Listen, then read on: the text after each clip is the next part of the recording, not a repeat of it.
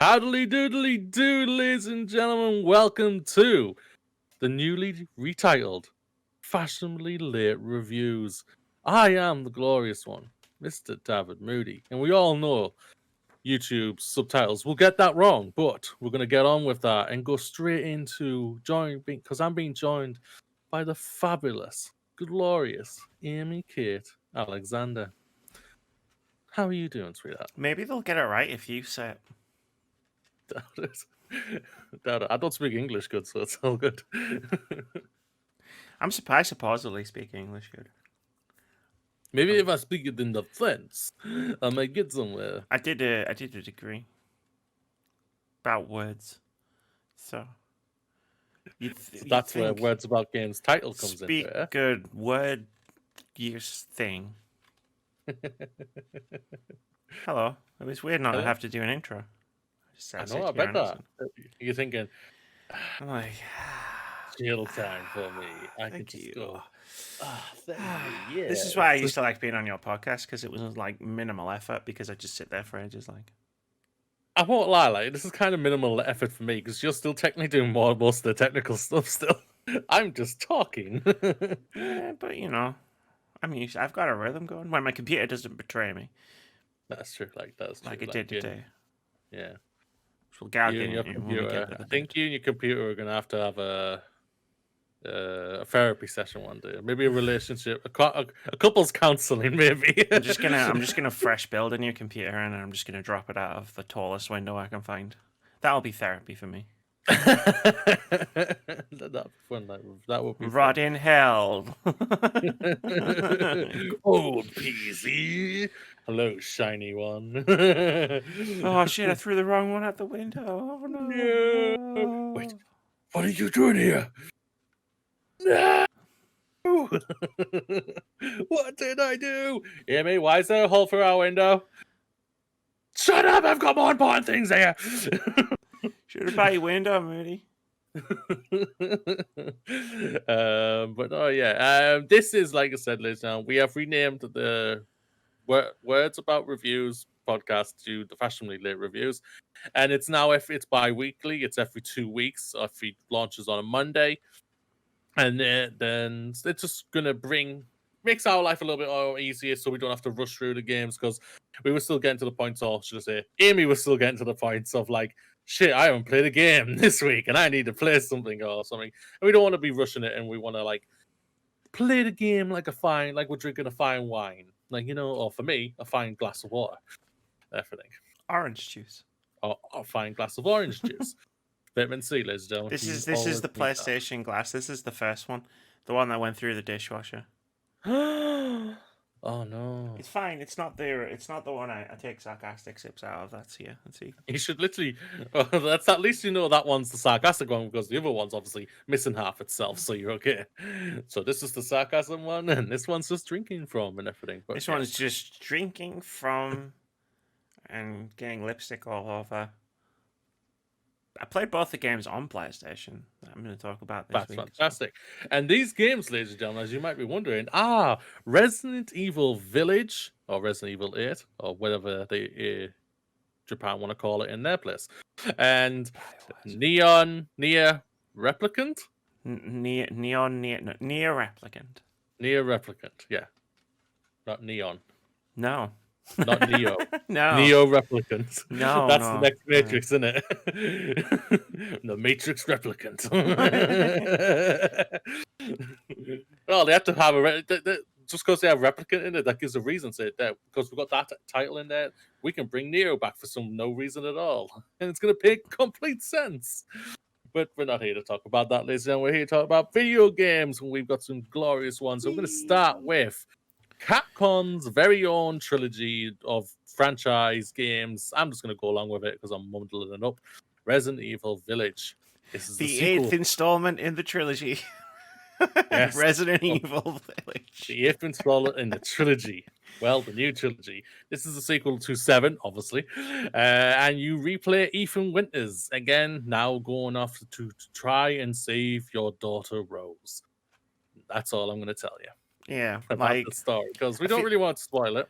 As specific as we'll get, I think we can do like stuff that was in the marketing, In the trailers, yes. which miraculously was only like the first 3-4 hours of the game. Like they managed Yeah. to not show anything for like a sizable portion of the game. They showed basically they did the one thing that got hardcore fans in that was it's a Resident Evil game, and they showed Chris. So basically, they got in, and then for the rest, it's just like, ooh, shiny new thing. Because I'll say right now, this game was beautiful, sexy, beautiful game. I played it at 60 frames. I had like So did maximum settings on my PC. It was sexy, it was beautiful. I I loved it. I was just like, damn. This is looking good. And my PC's not dying. I love this thing. But no, yeah, it was a beautiful, beautiful game. Atmospheric, great. I love the level. I love the first few levels. Like the first few hours, I think are really, really good in this game. I really, really had a lot of fun of it. There's no doubt about it, ladies and gentlemen. If you enjoyed Resident Evil 4, you'll enjoy this game. How could you not, right? The beginning is Resident Evil 4. Yeah, basically, yeah. It's a slash between Resident Evil 4 and Resident Evil 7, basically, just of how it plays them, because obviously it's first person, it's a first person perspective and everything.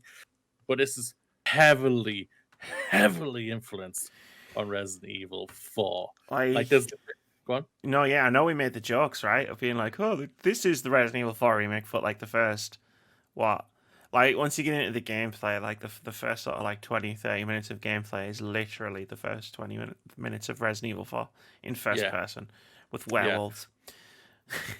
Lycans.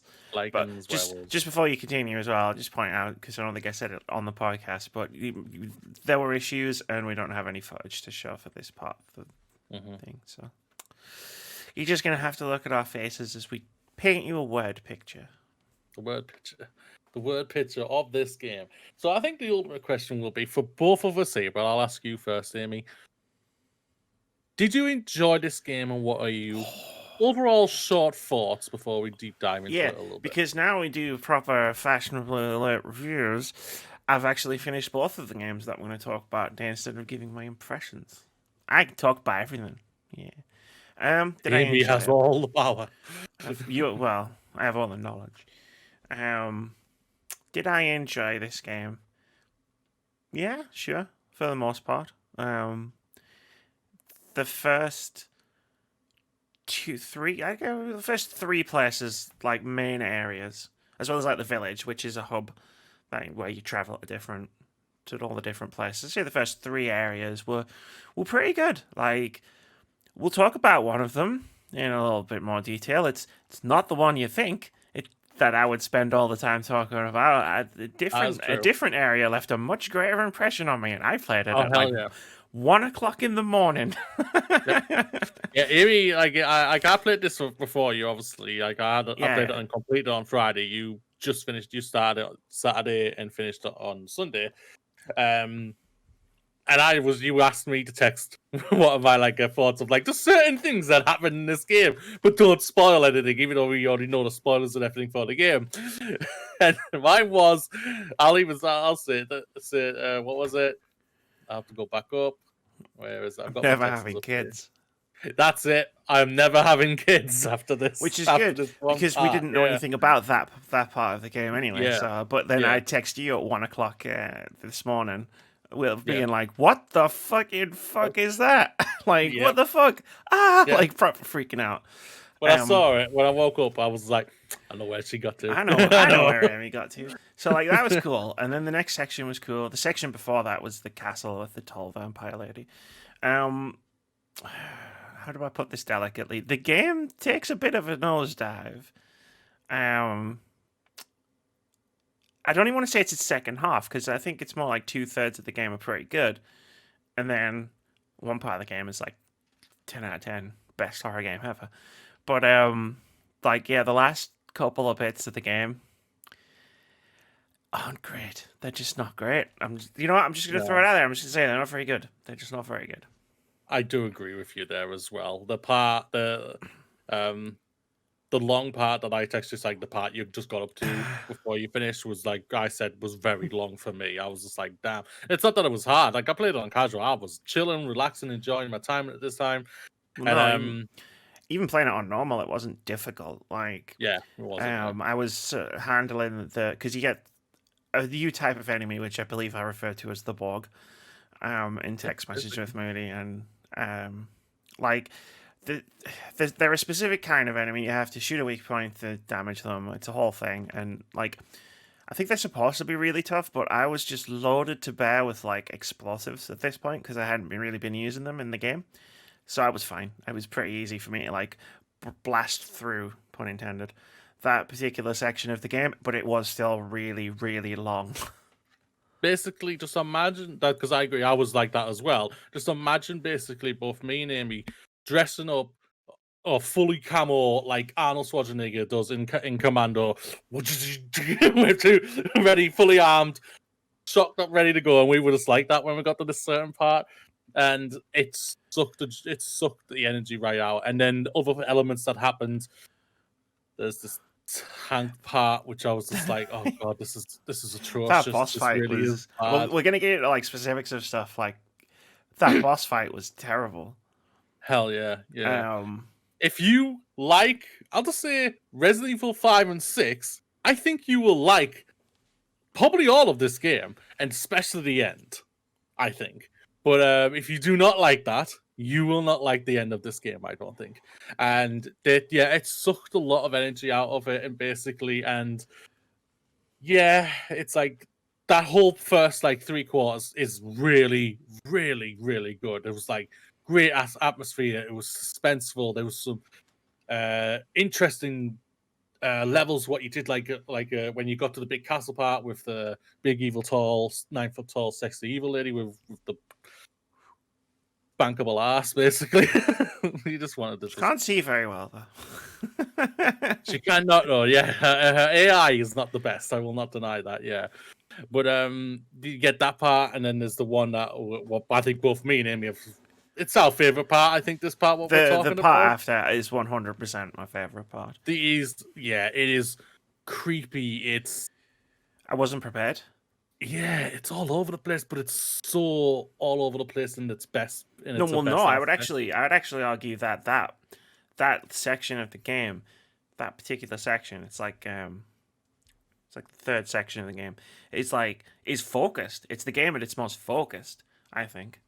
You know what? Yeah, scrap what I just said there. You are spot on there. And I think the best game to analogy is if you love Silent Hill, you'll love that. Did If you, Amy said that. yeah? Did you play a PT? Hello. Then you're in for a treat.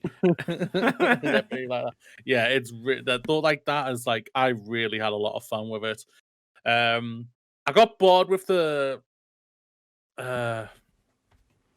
the game for me overall, not board part. Come back to that later. The thing about this game does for me is it doesn't bring anything new to it. It's basically just what we've seen. Like Resident Evil 7 brought something new to itself. It brought up a Texas Chainsaw, Reverse Madden reverse with a home invasion slasher is what I've heard it yeah, called.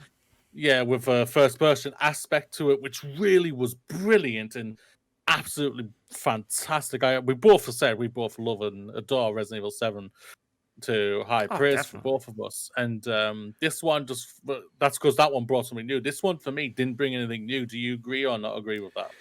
Um, I guess. I mean, it's weird to think that we're even having a discussion about a Resident Evil that didn't bring something new, which has like vampires and werewolves and dolls and things that I would not want to spoil. But like, I don't know. Like Resident Evil 7 was great because it was really creepy. It was really tense.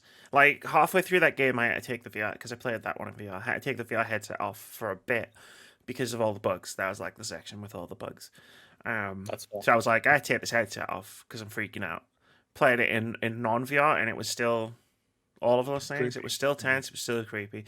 Village, apart from that one standout section, is not really that horror. It's like it's horror aesthetic, it's horror monsters, premise, and all that stuff. But it's just not a horror game. It's an action game. Yeah. Like it and fair play to them for trying. with that, but I think the action gameplay is probably the weakest aspect of the game, and it gets some focus, and it works in the beginning parts of the game because it's never over the top, right? Like apart from boss fights, which are obviously supposed to be a challenging action experience. Like you don't spend a lot of time fighting off loads of enemies. Like, it's not like, oh, I've got to fight off all these waves of enemies. Like, it's maybe like, oh, there's a couple, and I've got to sort Yeah. of maneuver myself around them. Like, there's some specific combat encounters which I really enjoyed, which we'll get into later. But then the game does the thing I didn't want it to do, which is here's waves of enemies, have fun fighting, and it's just like, no, like I don't really want this. Like, Yeah. this isn't where the game is at its strongest, and that's what it focuses on towards the end. So to answer your original question, I guess it did bring something new-ish compared to its immediate predecessor, but I don't think that was necessarily a good thing that it brought. For me, it kind of went back on itself because, like I said, it focused more on action, just like what 5 and 6 did. Or even 4 did as well. 4 was Historically worked focused. really well for them. Yeah. And like it's getting a lot of like viewership. Like I think it's got like peak viewership on Twitch. I think it says. I think there was an article out for that, which was the first time ever for them. Which is obviously a lot of people were excited for this game. And like I say, we both said this game's there's some really good parts into it. Oh But the yeah, yeah. back end really falls apart for us. But The combat's not bad. It's just the weakest part of the game. yeah, yeah, I agree with you on that. There's no doubt about it. Because by the end, not even by the end of it, like halfway through, I was basically like dun dun dun dun dun, like full on. I'm all up and everything. I was ready to go and like boom boom boom. And yes, I know there's you might say, well, you paused, you were playing on casual. Blah, blah, blah. All right, Obviously but to respond to those critics, you might be jumping into the YouTube comment section right now to say that to you. I was playing on standard and I was in the same boat. So, Yeah. like all you have to What? do is explore a little bit. You'll find all the ammo you could need and then some. It's Yeah, just that, to be fair, that is the classic Resident Evil experience. Like I always hear that people is going yeah. on about the whole like, oh, Resident Evil is scary because you don't get much ammo. Like, fuck it, you get fucking more ammo than you know what to do with in all these games. I never felt like I was short of ammo, except at the beginning part. Yeah, in the beginning, Yeah, when you and get to the village for the first time. as you saw in the stream, I kind of fucked up and didn't do one of the fights correctly and used all my ammo and I stabbed a boss to death. Then I was Yeah, like, I saw that. shit, I got no ammo. No. But it was fine because Yeah. for the first time ever, I feel like the knife was really actually quite useful, like as a weapon. Well, the knife, if historically is known, is the most powerful weapon in the Yeah, Resident on Evil PC game. with an unlocked frame rate, and I was playing. You know what I mean? Like even as a filthy casual, I was stabbing fools and being like, actually, this is pretty effective. Yeah. What are your thoughts on the Duke? The Duke, Is it the Duke, the shop Duke? guy. That's it. My Very apologies. interesting character. Yeah. He's like a character who knows more than he's letting on, Oh, definitely. and everything like that. I love the tip of the cap to Resident Evil 4. Yeah, sure. I love that. But it just made me smile. So you know what? Yeah, that's Like- kind of funny.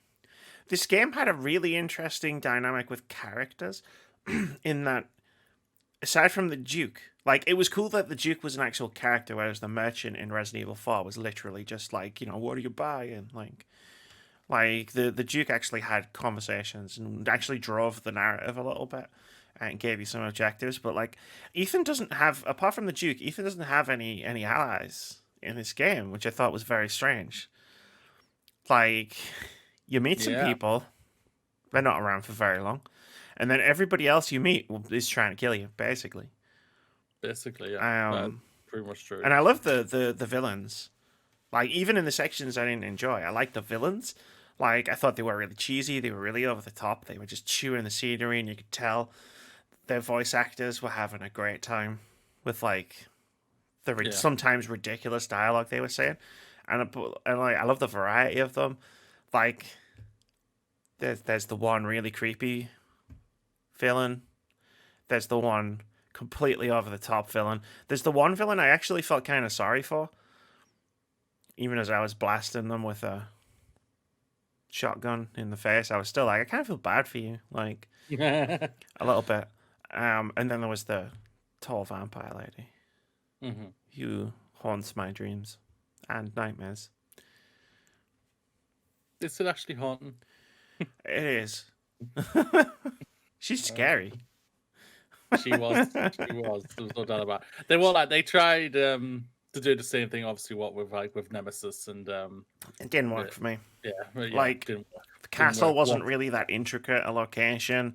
Yeah. She always spawned in the same place. So like every time you come into that one specific room, it would be like, there she is. Like she wasn't. Yeah, I never got the sense she was wandering, looking for you. It was very obvious where she would stop chasing you. Like she was cool, and I loved her part of the game and the story. But like as a Mrs. X, like, yeah, no, it didn't work for me. Yeah. What do you think of the Chris aspect of this story? Obviously, we can't go full spoilers, but what are your overall thoughts of it? It's hard to say because obviously we knew going in everything about Chris's story, which people who only watch trailers and then didn't know going into the game. So it's hard to say because when stuff happens at the beginning of the game, I was like, well, I already know what's going on. Yeah. I feel like it could have been presented in a better way in the game. I feel like his story suffers from he's making really, really, really stupid decisions. And like the whole narrative of the game basically happens because Chris is an idiot. And I didn't really appreciate that. Like as a plot point. Yeah. If you are a lover of Chris Redfield, I don't think they portray him very well. And for me, like I said, I can't remember if I said off the top or if I said off stream here. He's there for one reason only. He's to get the hardcore fans in there, and that's all. Yeah, his role could have been taken by anybody. Yeah, it could have literally been anybody. It might have actually worked better if it was somebody else. True. Because the thing is, you've seen Chris Redfield in Resident Evil, Code Veronica, Resident Evil 5, Resident Evil 6, probably other Resident Evils, and it's like, and 7, I guess. And it's like, there's a history to that character, so when they start doing things that don't really jive with what you know of that character from, like, having played multiple games as that character, because that character, like, Chris Redfield has been the protagonist of a lot of Resident Evil games. Like, it might have been better if it had just been Captain Smith, you know what I mean? Like, someone you don't know, because then I think that would have added more to the story than it necessarily being Chris Redfield.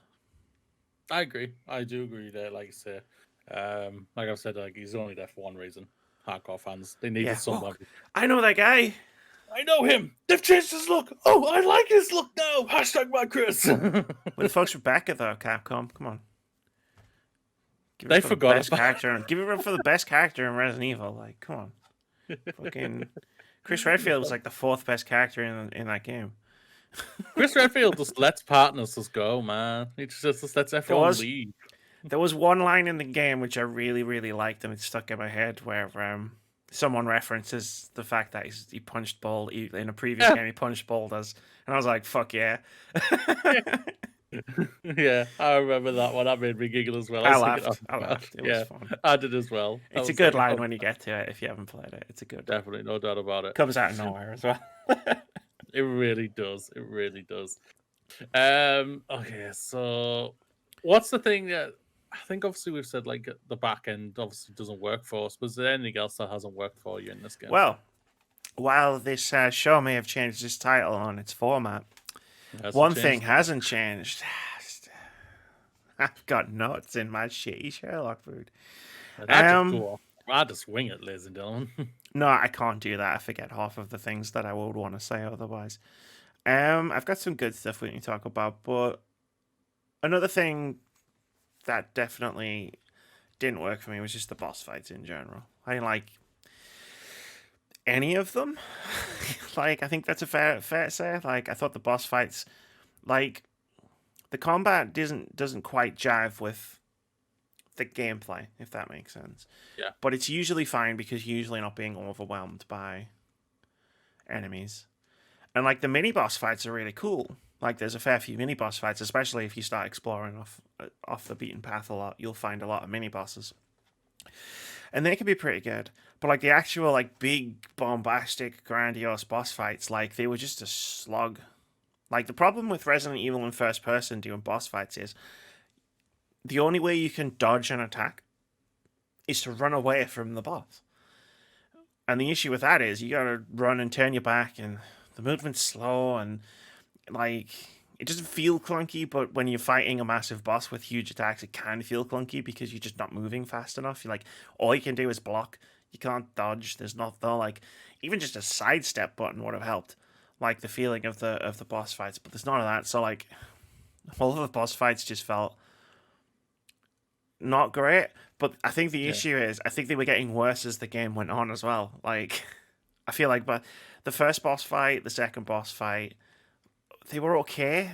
Like they weren't good, but they weren't terrible. But then you get to the third boss fight, and then there's the last boss. The last boss fight, I hated it. I hated it so much. Yeah. And it went on forever. Yeah. I agree with the boss fights. Boss fights are atrocious. They are really, really bad.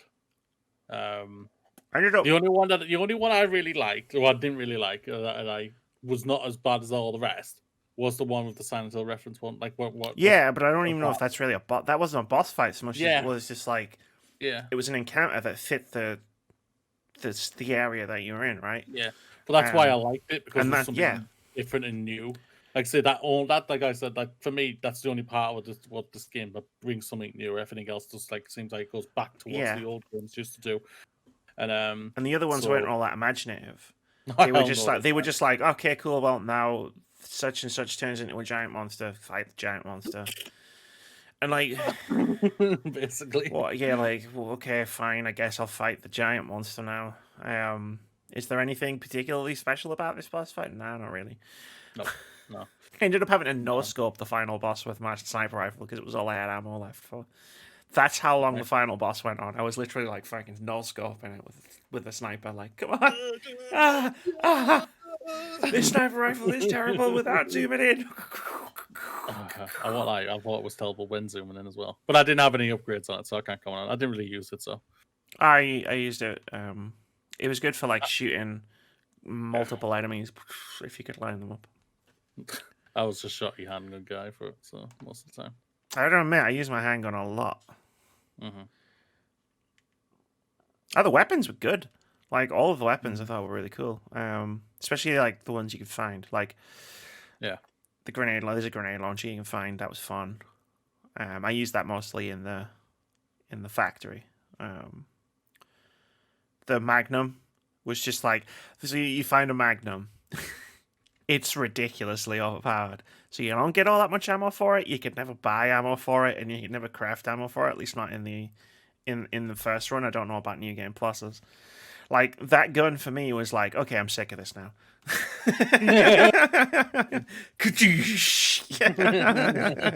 Like if there was ever a combat encounter that was taking too long, it would just be like, alright, I'm just gonna get fuck Magnum out. Bang, there you go, it's done.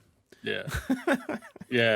I was mostly the handgun, but then when I went to get like reformed serious, it's like shotgun. Shotgun I really enjoyed. And the grenade launcher was probably the last resort for me.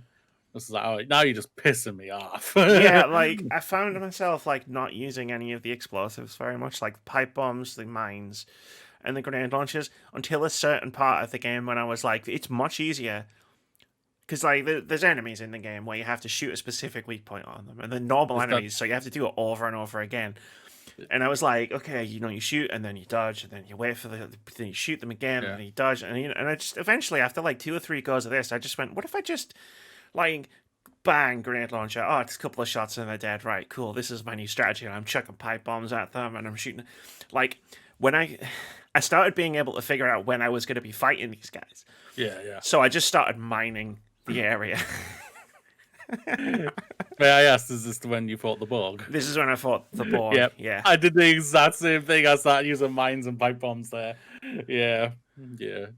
Well, they worked really well, though. Yeah, they did, because you didn't need to aim them. The explosion just hit that weak point no matter what, and it did shitloads of damage. So Yeah. Maybe that's something you need to look at, Capcom. I'm not gonna maybe need to tweak that a little bit. I don't know. But yeah.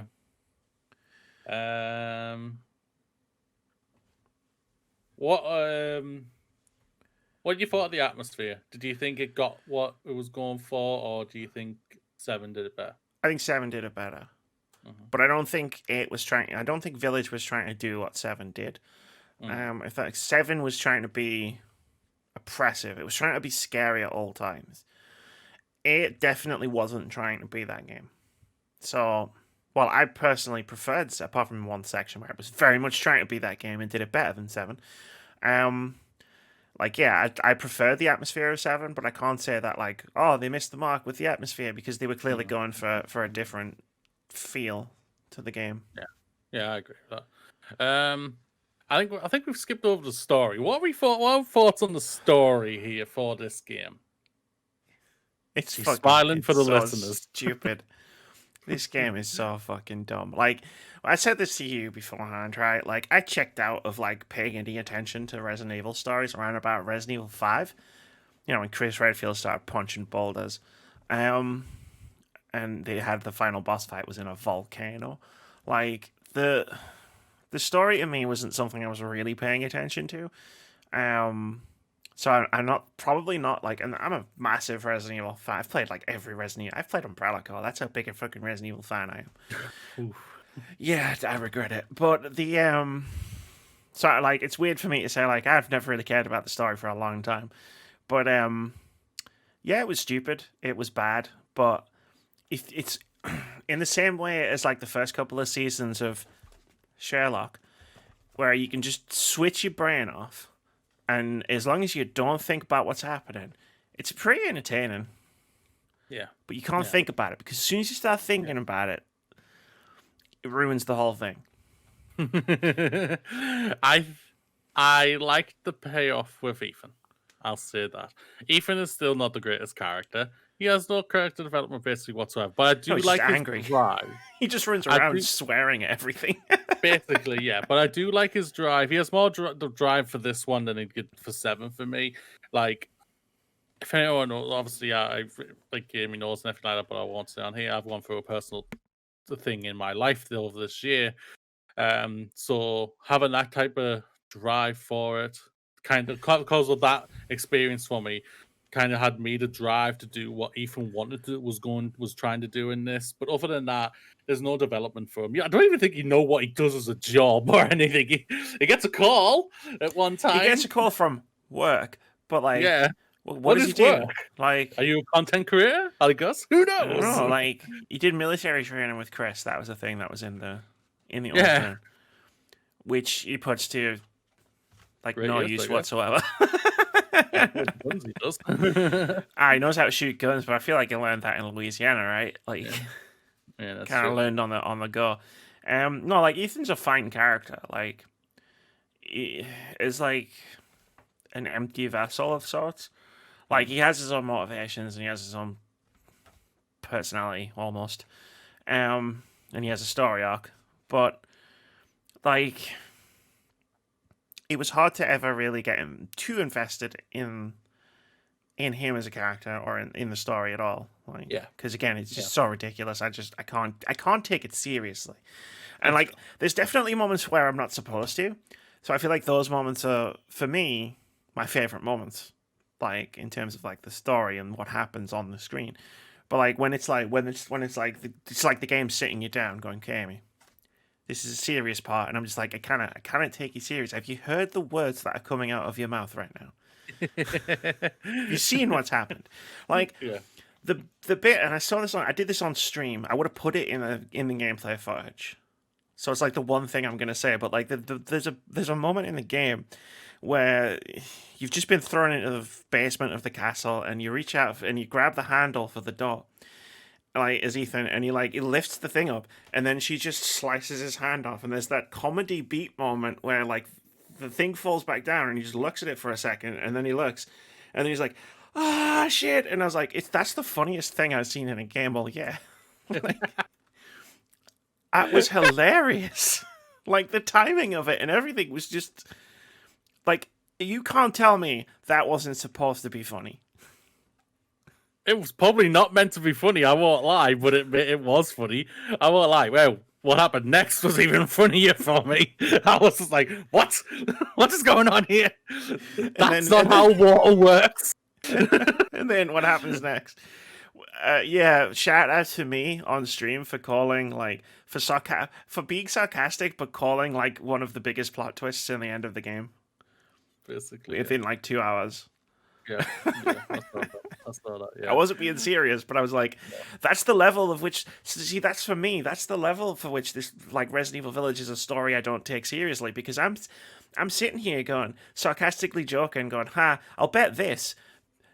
Because in my head, I'm trying to think, what's the stupidest thing? What's the stupidest explanation for something? And then it turns out that's the actual explanation in the game. Straight face, serious explanation. And I'm just like, this is why I can't take you seriously, Resident Evil. Yeah. Like, there's elements of, like, in the story that are so dumbfounded. Like, the part when, no spoilers or anything, obviously, isn't there here, but, like, you have to go and collect things. And I was just like,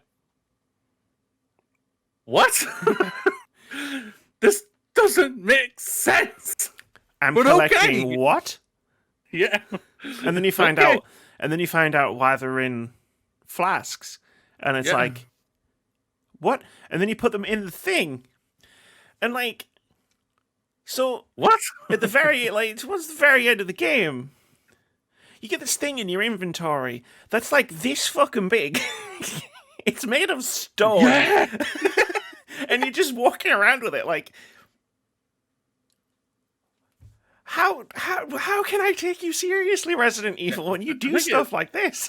He didn't walk around with it like he was carrying, like, you didn't like if you put it in his pocket. He just put it in his inventory. And it's like, that cannot be light. It's not how the Force works, ladies and gentlemen, I'll tell you that. But like, at the same time, it's such a dumb game, and I could make fun of it for the next hour. But like, it didn't, like, I'm not sitting here going, well, it was bad because of this. Actually, like, enhances the entertainment value for me. Yeah. Like, it's so bad. It's like watching Mystery Science Theater 3000. It's a bad story, but there is entertainment value in the way that they tell it. I'll say this, ladies and gentlemen. I had more fun playing this than watching the latest Mortal Kombat movie. Because that was trash. Mega trash. Not even fun trash. I will say it's a better story than any of the Resident Evil movies. Cool. She's not wrong, ladies and gentlemen. Not wrong either. I've seen more of those than I care to admit. Yeah. So, final thing before we move on to the next game, is this a recommendation from you? Would you say give this a try?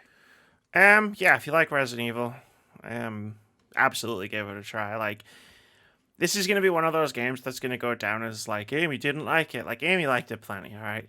Like, it's just, there's some very specific things that's just either dumb or not great. But, like, for me, like, the only reason I would be so critical of the game is because there are moments, I saw someone write about this, I think Games Radar wrote this, where it's like, because they do review scores at the end of their reviews, and like, the writer was saying how they almost wish they could give like a running review score, because like different parts of the game like hit so much differently.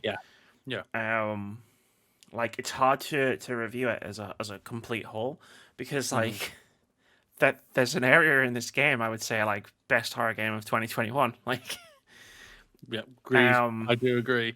Like that, if the entire game had been like that, probably would have been too much.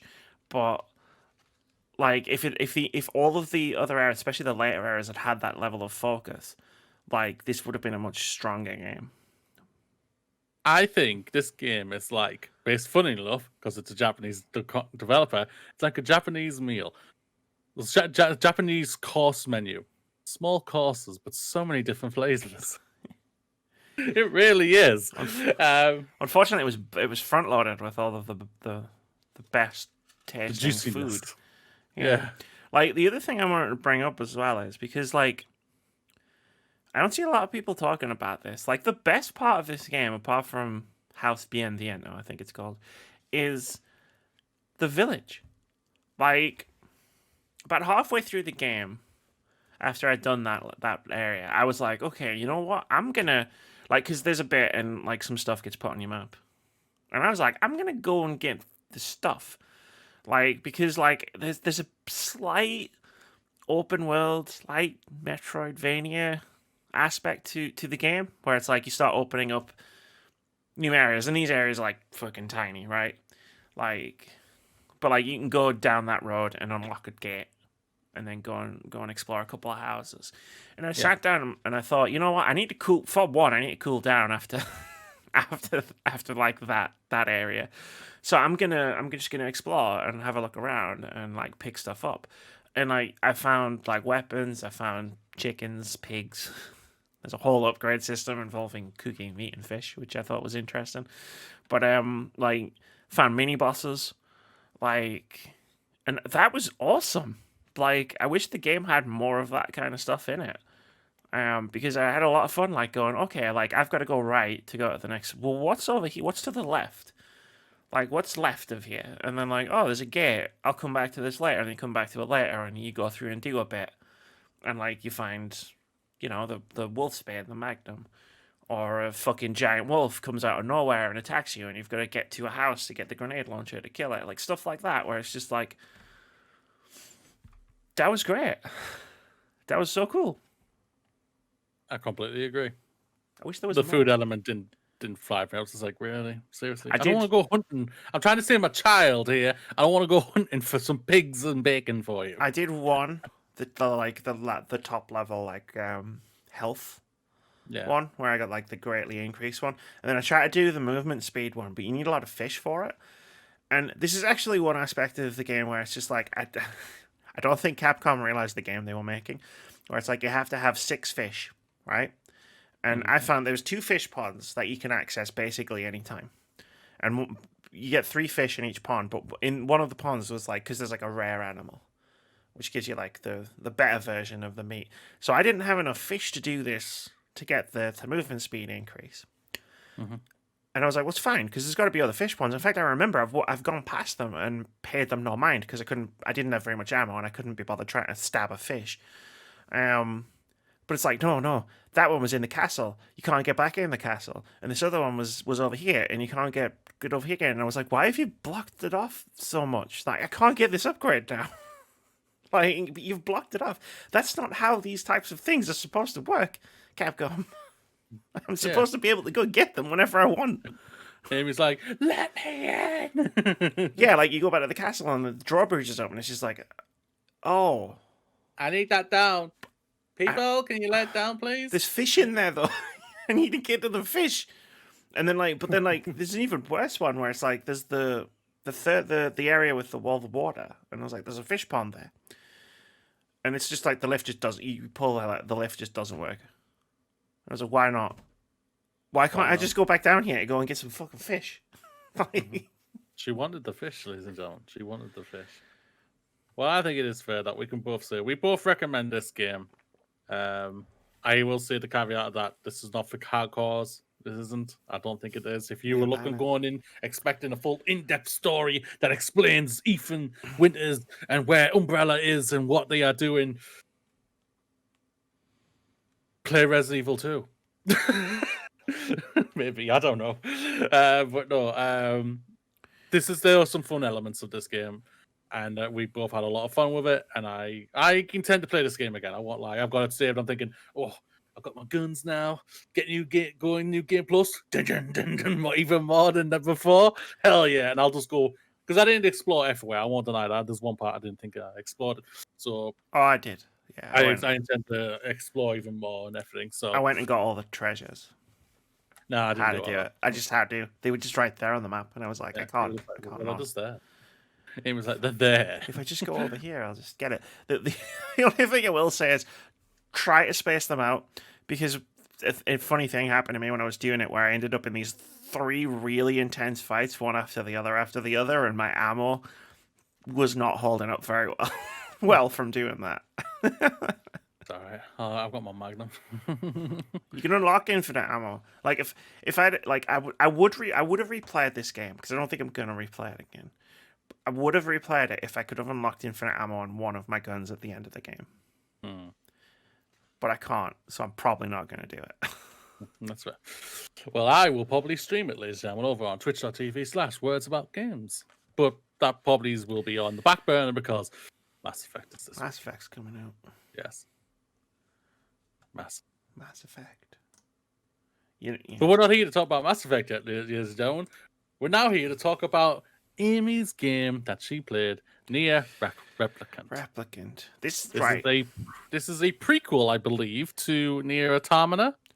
Sort of. It's not. It's the first game. It was the game that came out before it. Like, so it's a prequel. It wasn't. Yeah, but a prequel is something that comes out after a thing to set up the thing. Like, that's not what was happening here. Like, they thought this was going to be the last NieR game. Like, they thought this was it, and there wasn't going to be another one. Which doesn't. I mean, that doesn't really have any bearing on the game itself. But it's an important distinction. So, Amy, I will let you go here. Go. Oh, yeah, great. Don't ask me any questions or anything. Like, so. Did you enjoy this game? I did, very much so. Yes. Like, is there anything you didn't like? Stop doing that. Like, that's way too early to ask that question. All right. How would you rate this out of 10? I wouldn't, because thank you very much, ladies and gentlemen. We're done. Bye. I wouldn't, because I don't do that, because that's bollocks. They're arbitrary. Yeah, so arbitrary. So, like, I have very complicated feelings about this game. And it's not really about this game. It's about how we talk about games in general. I'm reading your water bottle. That's interesting. I don't think I've ever seen that part of the water bottle before. That's awesome. So yeah, anyway, like, it's like, what I will say straight away is I'm really happy that we switched to this whole 2-weekly podcast review thing. Like, and we're only halfway through the first episode, because I got to finish NieR Replicant. Like, fully finish it. Like, if we'd have done this like we were going to do if we were going to do this like we were going to do, I did an episode last week and I talked about NieR Replicant on this episode, I would have finished ending A. Like, that was as far as I had gotten. Like, and then, like, over last week, I did all of the other endings. I finished the game completely. And there's nothing more for me there. Which is great, because, you know, I have the full context. Again, like I was just talking about Village. I have the full context of the entire game to talk about.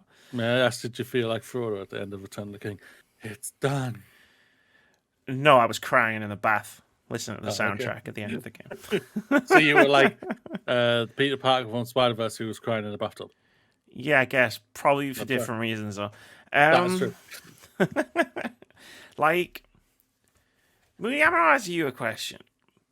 I don't know if I want an answer. I don't know if this is a rhetorical question or not. And it's going to be long-winded, so hear me out here. Like, what actually makes a game good? Whoa, wow. Because, yeah, we haven't even... Oh, Moody. That is a kettle of fish that you've opened up there. Because NieR Replicant is not straightforward to talk about. I kind of, like... I feel like I need to set a baseline before I even talk about the game itself, because, like a game review, right? Like, everybody does them. We break the game. Like, 95% of game reviews break down a game into its component pieces, and then evaluate each piece separately, and then weigh those pieces and decide whether the game was good or bad or average, right? And then sometimes they add a score on the end of it. But, like, I almost feel like that's almost like an exercise in futility with NieR Replicant, because this is a very good game that I enjoyed a great deal. It has some very significant flaws. It is it's not a remake. It's in between a remaster and a remake. And I saw them talk about it before it came out, saying Square Enix would say it's in between a remaster and a remake, and I'd go, that's nonsense. And now I've played it, I'm like, it's in between a remaster and a remake. It's somehow Okay. found a middle ground. Like, so it brings with it brings forward a lot of 2010 game design decisions which don't hold up in 2021. Um, but like the experience of playing this game, like it's hard to describe how I felt when I finally finished it. Like when I got through to the final ending, like that whole ending is brand new. That wasn't in the original game. And I had very complex emotions when I finished it, but like it was all over the place. Like I loved it. It was beautiful. Like the whole game was. There were some moments where I dragged. We'll get into it all. But like you ever feel melancholy when you finish watching something or playing something, like it's over. There's no more of this particular thing to watch or read or play. And you just have that weird empty feeling where it's just like, well, what the fuck do I do now? And then you try to watch Bill Nye, the Bill Nye show on Netflix, and it's just like, this isn't NieR Replicant though.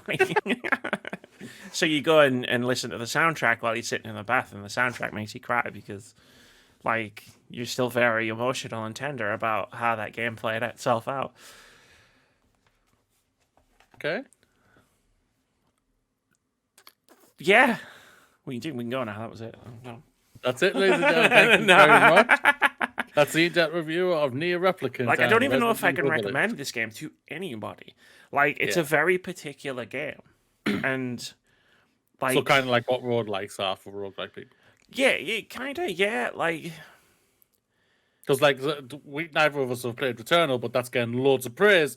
But at the same time, the reviews, what I've read or watched, are saying it's more for roguelike people. If you like roguelike, you'll probably enjoy this game and everything like that. So, so it seems like it's kind of like this. It's in its own genre. I think everybody can enjoy it, right? Mm-hmm. I think it's a very particular game, though. Like, you have to be able to forgive some flaws.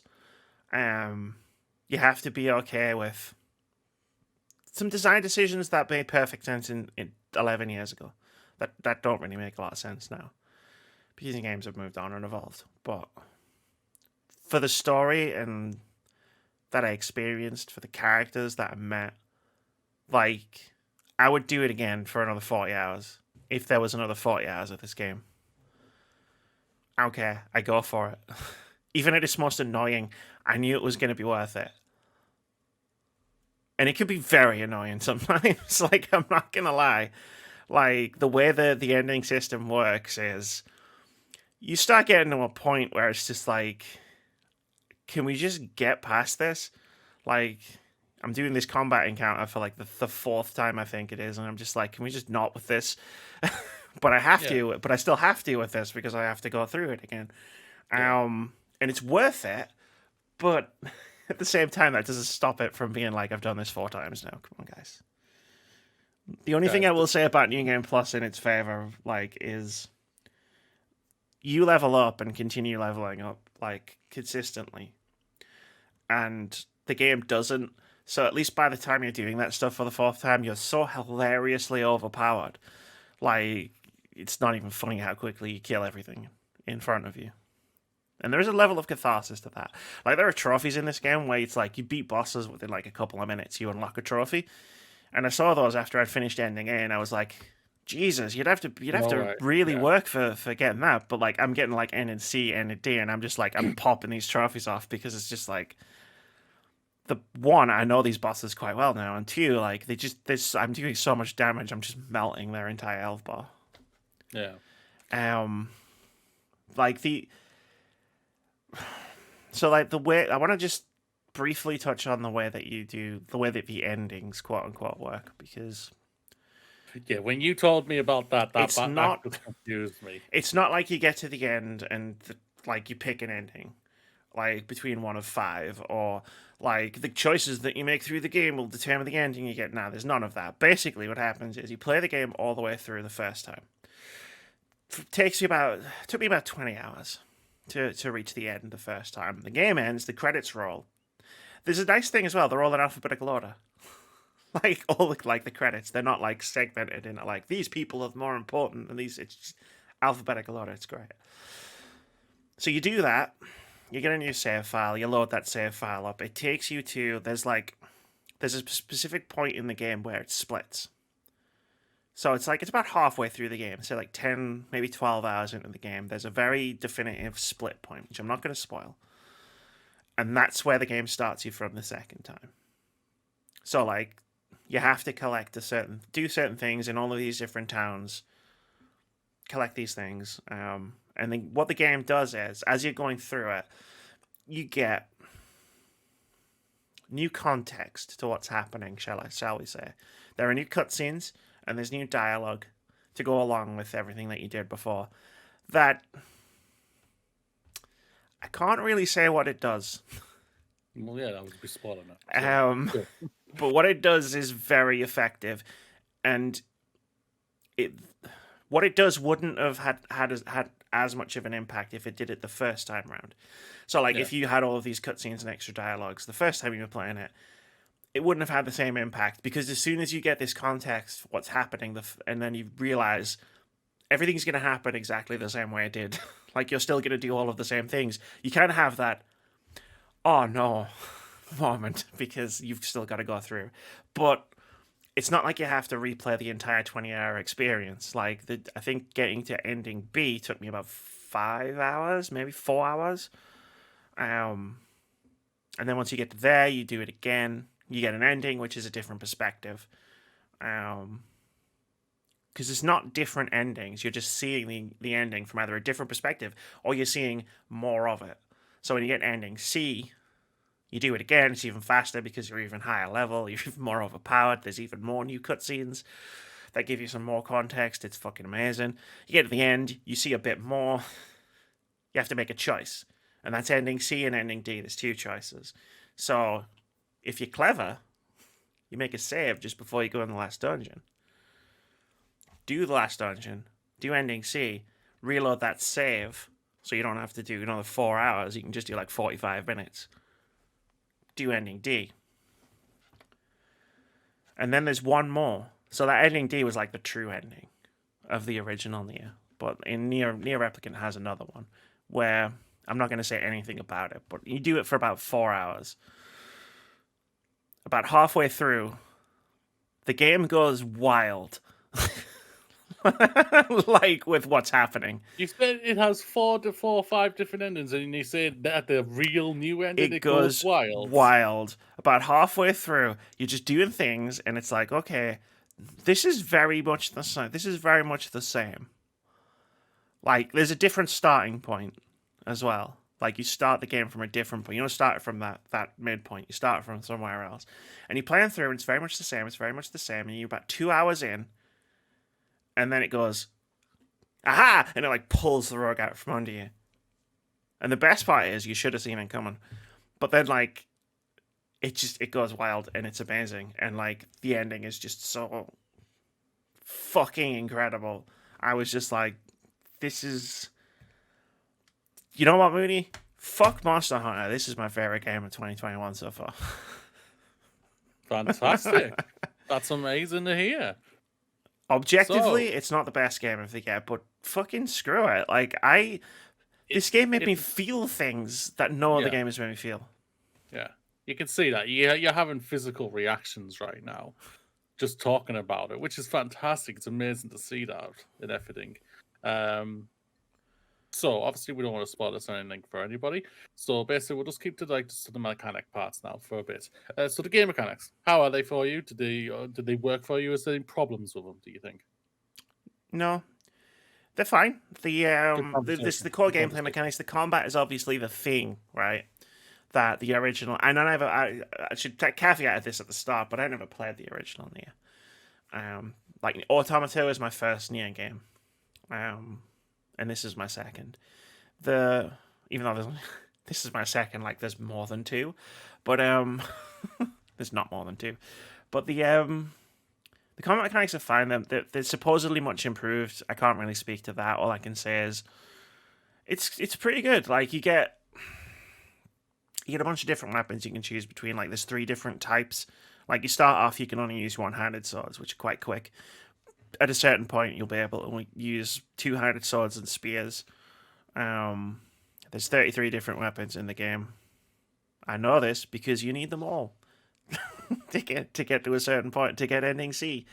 But they're not that hard to collect, so it's fine. But no, there's like a nice variety. Like you can sort of decide whether you like what's your play style. Do you want to be like slow and beefy attacks? Do you want to like quick attacks? You get magic, and I'll talk more about how you get it when we talk about the characters. But like you as you go through the first half of the game, you unlock different magics. So anyone who's played Automata will be familiar with the little robot that flies alongside you, and you can use it to shoot. You can do that in this. There's all sorts of different ones, but like you can like shoot a blast, you can absorb things, you can make a copy of yourself, attack things. But there's one overpowered spell that I basically abused like fucking crazy for like 25 hours of the game. It's like a whirlwind thing, and you can make this like blade spin around you, and you can just keep hitting it and just do it like every few seconds, and then just have like 5 of them spinning around you, and then like even like these really annoying armored enemies who you have to kind of like dodge around the side of and attack, like to get behind them because they've got armor on the front. You can just stun lock them with this thing, and I found it really helpful and abused the shit out of that mechanic. But before I started abusing the mechanics for my own ends, it was still pretty good combat. The fighting is fine. The boss fights are actually really good. They're all very distinct from one another, and like figuring them out is cool. It's fun. Like the game's not difficult in any way. Like even on normal, I was playing it on. Like I was never overly challenged. Which probably led me to not really engage as much as in the combat mechanics as I could have. Yeah. But at the same time, I still had fun with it. But because this is a NieR game, it's not just a third-person action game. Like it'll change for like sections. It's a lot more segmented than it was in NieR Automata, where all of a sudden like you would just suddenly switch and you'd be doing a 2D section, or you'd be doing a bullet hell section, but it would be brief and part of a level. Whereas in NieR Replicant, those switches are kind of like gimmicks almost for like levels. So there's a one where you go into a bunker at one point, and the gameplay is basically like a 2.5D isometric sort of like Diablo type thing. That was fun. What I will also say is the Yoko Taro, or whoever designed a specific section of this game, is a big fan of Resident Evil. Like the classic the classic Resident Evil games with the fixed camera perspectives. Because there's a section like that in the game. And there's a few more. There's a few more I'm not going to spoil. Those are always fun. All of a sudden you're just playing a slightly different game, and it's just like, oh, this is cool. Like, I understand this reference. Yeah. That's how the Force works. I like that. Oh, we're doing 2D horror now? Great. I'm in. Yeah. Well, it sounds like it goes for many different elements and adding it does, like games and everything. It'll be like, I mean, you spend like of the 40 hours I played, it's probably like 35 hours of it is like the third person action standard, the standard gameplay, I guess I would call it. And then there's like there's just bits where it changes itself up. But having played Automata, I was fully prepared and expected them. Yeah. Because that's what Automata did as well. Okay. Okay, so what hasn't worked for you on this game? Even though you're saying this is your favorite game, no game is well, I mean, there's a reason I was asking, like, what makes a game good, right? You know, I've just disappeared up my own arse to get pretentious for a bit. And I still wouldn't be able to answer that question because no one can answer that question. Everybody, no one can answer that, yeah. That was why I asked it. So what doesn't work? The impossible. The quest system, Moody. I've got more good stuff to talk about. So, but it's not. It's less. I need to get this off my chest. This game was originally made in 2010. Open world games weren't a thing.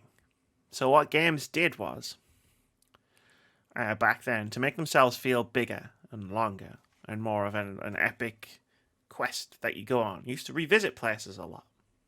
Mm-hmm. So there's like 5 areas in this game with like a couple of like connecting bits to those areas. Yeah. You revisit them quite a bit. Also, the actual quests are fetch quests. All of them are fetch quests. Like, there's the main quest that you go on where it's like, hey, go down here and kill this boss. All right, cool. Like, so you go through a dungeon, kill the boss, come back up and go, hey, I killed the boss. Complicated feelings follow, but like, there's also quests. They don't call them side quests, they just call them quests. And you get them from fucking shitloads of people. There's a ton of them. And I did about, I think on the menu it tells you your percentage. I think I did about 30%. I might have looked up which quests did the important stuff. Like gave you weapons, had good story scenes. Or like unlocked. Some of them unlock gameplay mechanics. There's a gardening gameplay mechanic. There's a gameplay mechanic where you can ride boars around the plains areas, so you can travel around faster by jumping on a boar. You have to do quests to unlock those things. The game doesn't tell you this. The quests don't tell you that you can unlock this stuff. Like, so unless you know, or you're going through all the quests, you won't find this out. And 99% of the quests are, hey, I need this. Go get it for me. And that's so you have to go, okay, I'll go and get this thing for you. And it's not so bad at the beginning, because it's like, I need 3 carrots. And you go, cool, well, I know where they are, I'll go and get them.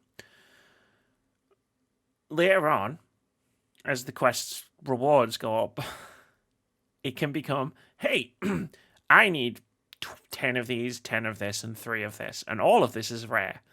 And it only drops off enemies. So you gotta go farm them. I mean, and this is the part where I pick my phone up and go, is this quest worth it? Basically. I like, this quest doesn't give me a weapon, doesn't give me this, doesn't give me that, doesn't have it. Cool, I'm not going to do it. One thing I will say is, though, there's an auto battle system in this game that's very interesting. And when I was farming certain materials, by like killing enemies in a like MMO style almost, I was like, you know what? Let's try this auto battle system out. So you can go into the menu. You have to set the game to easy to do this. So you have to like save the game, come completely out of it, set it to easy, and then go back into the game, turn the battle system on. It's very interesting. You can basically, so I think there's like a few different settings. And you can say to the game, I want you to dodge for me. Right, so you can do all of the combat stuff. And the game will just dodge. When you're about to get fucking smashed, the game will just dodge. But each combat mechanic element has a setting to turn on. So you can literally just be in control. Like, you just move your character. If you turn everything on auto battle, you can run your character into an enemy, and the game will go fucking berserk, and we'll just start fighting. It looks amazing, like it's incredible. And you just start kicking the shit out of everything, and like deflecting, dodging, magic, boom, boom, boom. Like, I didn't realize you could hold down when you use a magic. If you held it down, like, it charged it up. I didn't realize this until I saw the AI do it in auto battle, where I was like, "How are they doing that?" Yeah, but it's really interesting. I was just running around, like, I had my like controller in one hand. I was just running like into enemies on this one part, just like looking at my phone while I was farming. It's the future of farming, Moody. That's what got me through it. Simulator, right? But beyond that, like, yeah, like there's some really cool stuff behind the side quests, like. There's like this one running side quest, which is this element says it's a guy with a red bag, and anyone who's played the game will know, like, that quest goes deep. And if you actually do all of the stuff related to it, you get some really, really nice scenes, and it impacts a future story point. It like makes a future story point hit considerably harder. So there are like worthwhile side quests to do, but there also are a lot which is just like, unless you're like literally running past the thing that you need to pick up on the like for the side quest on the way to the main quest, there's a lot that are just like it's not worth it. Like you need a bit of money to buy some, because some of the weapons you can only buy from the shop. Yeah. So you need a bit of money for that, but beyond that, you don't really need any money. Unless you're planning on like doing gardening, like going deep in on the gardening, because it's like a trophy to grow a specific thing. But like gardening only happens in real time, like not in game time. So have fun with that. I guess I didn't. When I realized what was happening, I was like, "Nah, you're all right." This ain't working for me. I plan on finishing this game fast. 40 hours was fast, ladies and gentlemen. I did it in like a week. I was into it, Moody. I was into this game. Well, that's fantastic. I'll tell you why. Tell me why.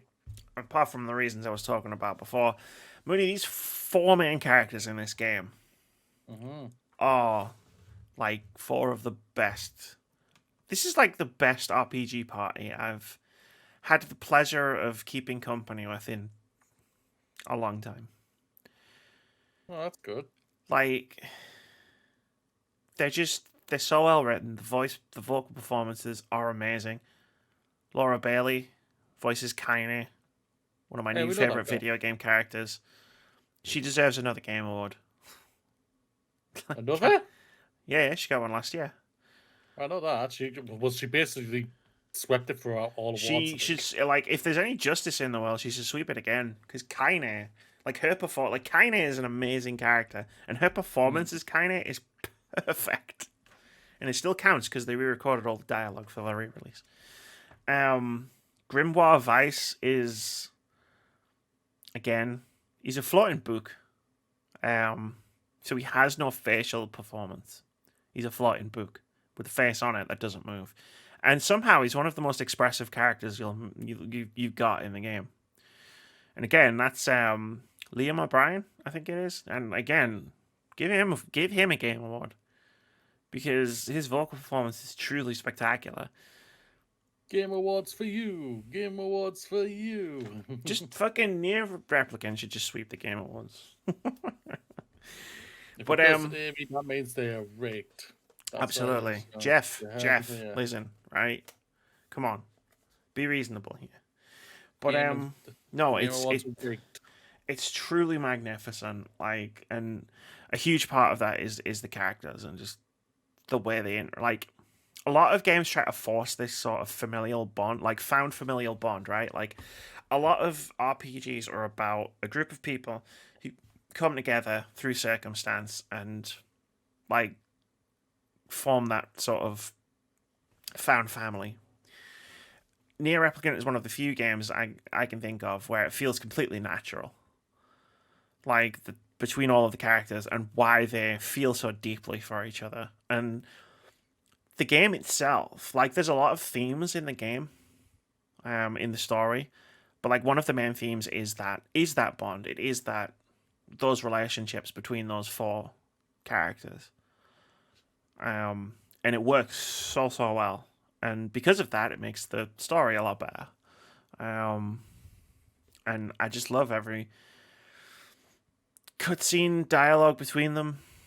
Like, especially when it starts adding more as you start going through the different routes, the different endings, you start getting more scenes with certain characters interacting, and yeah, I felt things at the end of this game because of that, and how the game specifically ends once you get all the way to ending E. It's just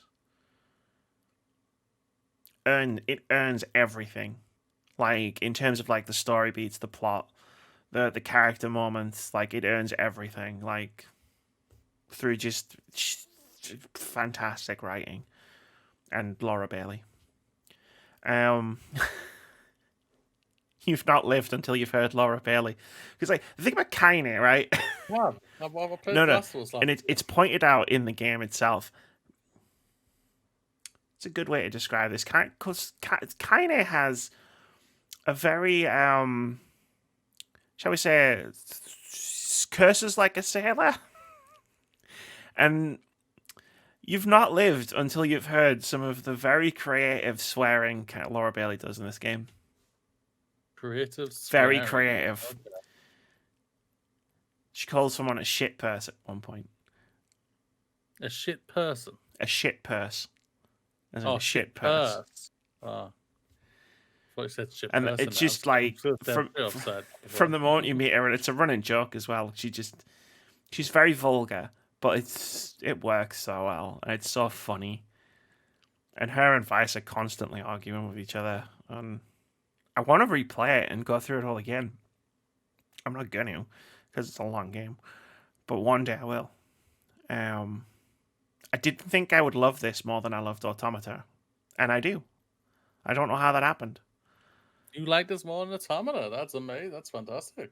I think Automata is a better game. If you go back to the very beginning of this review, where I was like, "What makes a good game?" Blah blah blah blah blah. You know, like Automata is objectively a better game. The gameplay is stronger. The questing is stronger, but like the plot is probably even stronger as well.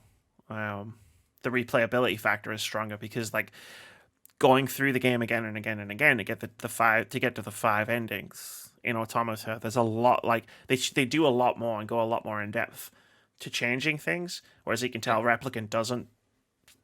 I'm gonna guess that's probably got something to do with the amount of money they had to make this game, because I don't think they had a lot. And I think that works to its advantage in some parts, but some parts it doesn't. But I do. The characters and the story is like, I'm never gonna forget the journey that this game took me on. Well, I think that's the best way for it. Like that, you always remember the journeys, and that's what it is. Sometimes the journey is the best thing about a game. Yeah. Also, the music is unbelievably good. Oh my god, this soundtrack is extraordinary. Are you saying it's better than Persona 5, Amy? Ask me again in a few weeks. I need to digest. I would need to digest it. But yeah, I think it might be. I actually, well, I preferred Automata's soundtrack to Persona 5, so you know. Wow. Final thoughts, Amy. Fucking play this game. Like, just do it. You shit purse. Just right, look. Give it a go. What's the worst that could happen? It's not as expensive as Returnal, and it's just way better. And I've not played Returnal yet, but I can already tell you it's way better than Returnal. And I do believe, what was it, NieR Automata did not go to Game Pass at one time? NieR Automata is in Game Pass. If that's already in Game Pass, I will not be surprised if NieR Replicant goes into Game Pass eventually. Well, Square Enix, they're talking about like 6 games are coming in Game Pass, and maybe the Replicant will be one of them in the near future. But like, if you don't want to buy this game, try Automata. There's no harm in trying it. It's on Game Pass, like Mooney just said. Like, it might be better to play it in that order. Honestly, I don't know. But let's start with the sequel. Again, they're not really that connected, Moody. There's like that NieR Automata takes place 8,000 years after NieR Replicant. Yeah. There's like a couple of characters and like one minor side quest, I think, in an Automata that references Replicant.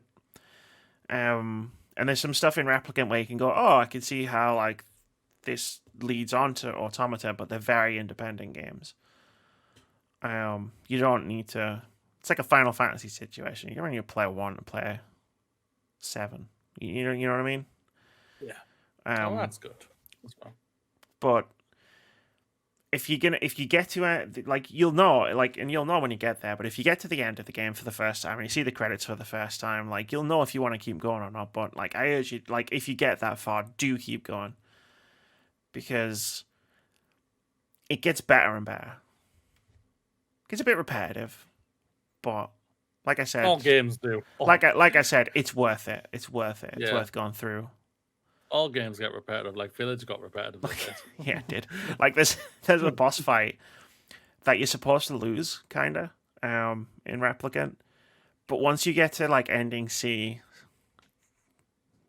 territory, you're so powerful that you can win the boss fight. And the game accounts for this, and different stuff happens. It's great. Like you're doing so much damage, you can't lose. Yeah. And it's like, and the game goes, yeah, this is probably going to happen. So here's an entirely different ending of this. Like, oh shit, sweet. Thank you very much. Thank you, game. Thank you. Well, that's it, ladies and gentlemen, for the not the first episode, because basically it's just a continuation from the Words About Games review Weekly podcast. review. A weekly review now just gone to bi-weekly and every 2 weeks and everything. So I don't know what number this is, but it is fashionably late, as always. Well, NieR Replicant was. Resident Evil Village was very much on time. Yeah, very much on time. But I don't know what I'm gonna have for next time. 2 weeks from now, I'll have Returnal. Well, I'm gonna give that a go. So yeah. Well, we're doing something separate, I believe, for the Mass Effect trilogy. What do you think about it? Because we want to have talk about that.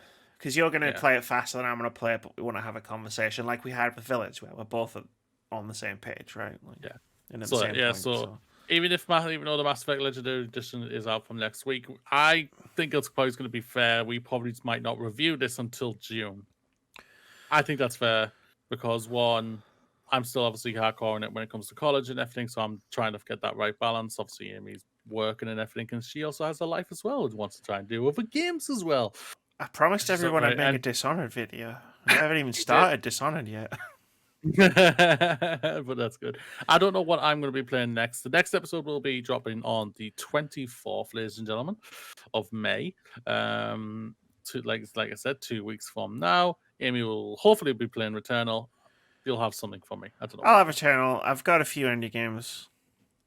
I'll probably have a bigger selection of games because I don't think anything I'm looking to play is like 40 hours.